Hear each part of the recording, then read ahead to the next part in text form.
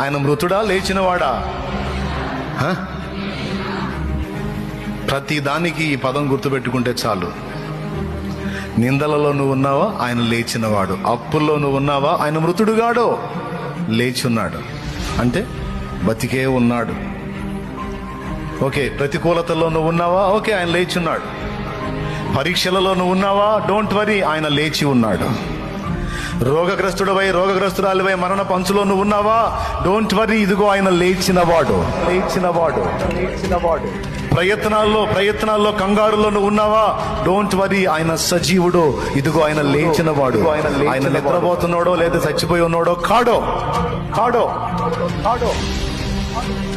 ఆయన సజీవుడు, ఆయన శ్రద్ధ కలిగిన వాడు. నిన్ను నువ్వన్నా మర్చిపోతావు గాని ఆయన ఎన్నడూ ఏ గడియ కూడా మర్చిపోడు.